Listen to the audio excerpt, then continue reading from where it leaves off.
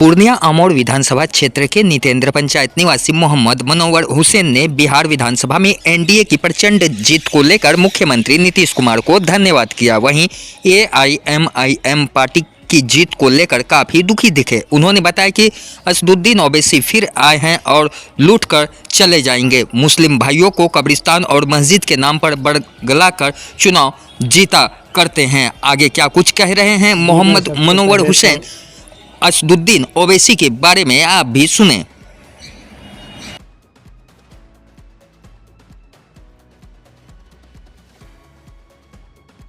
सीमांचल में जो इस बार राजनीति हुई है, कहीं न कहीं सीमांचल वासी एक फ्रेब और झूठ का शिकार हो गए हैं। जैसा कि आपने कई जगह देखा होगा, असदुद्दीन ओवैसी साहब जो बयान दिए हैं, अपना भाषण में वो बार बार कहे हैं कि अब मैं डिप्टी सीएम पे नहीं राजी होऊंगा, अब सीमांचल का बेटा मुख्यमंत्री बनेगा। तो मेरा एक सवाल है ओवैसी साहब से कि अब इलेक्शन हो गया, मतगणना हो गई, अब सरकार बनने जा रही है, तो आप जो बोले थे कि सीमांचल का बेटा मुख्यमंत्री बनेगा, तो कब बनेगा और कहाँ बनेगा? इस बिहार में बनाइएगा कि अमेरिका में भी लिया करके सीमांचल का बेटा को मुख्यमंत्री बनाइएगा? ये मेरा एक सवाल है असदुद्दीन ओवैसी साहब से। रहा ये कि अमौर और सीमांचल की विकास के बारे में बार बार वो कहते हैं कि मैं हक दिलाऊंगा। 2020 का चुनाव कटा है, 2020 में 5 सीट वो जीते थे और भली भांति अमौर और सीमांचल का जनता ये बात को जानता है कि उन्होंने कोई भी विकास का काम जो होना चाहिए था मुख्य रूप से सीमांचल में नहीं किया गया है।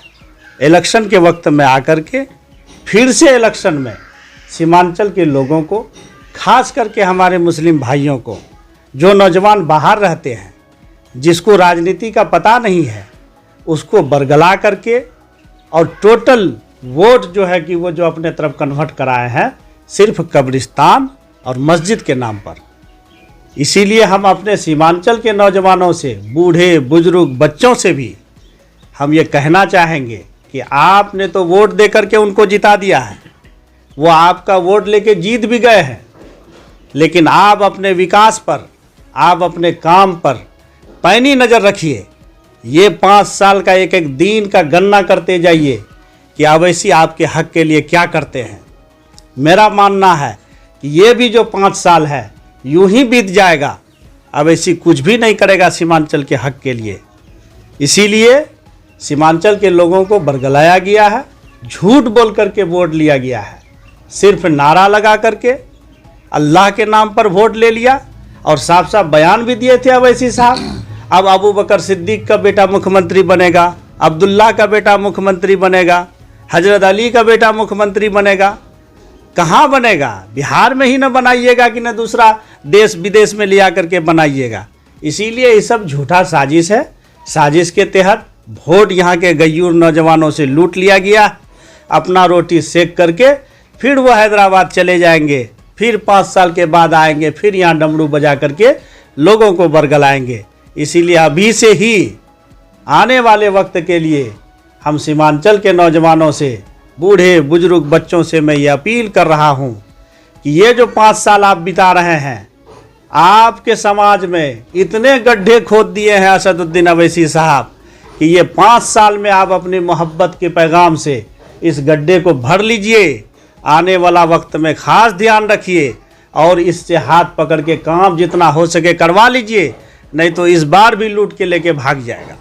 माननीय मुख्यमंत्री नीतीश कुमार जी का जो ऊर्जावान है, जो बिहार के विकास और तरक्की, विकास पुरुष के नाम पर हम लोगों ने जो मुस्लिम लीडरान हैं उनके साथ में, उन्हीं के रो में मैं भी खड़ा हूं। उसके तारीफ में, उसके कामकाज को देख करके अपने समाज में काफ़ी मैसेज दिया और लोगों ने वोट भी दिया।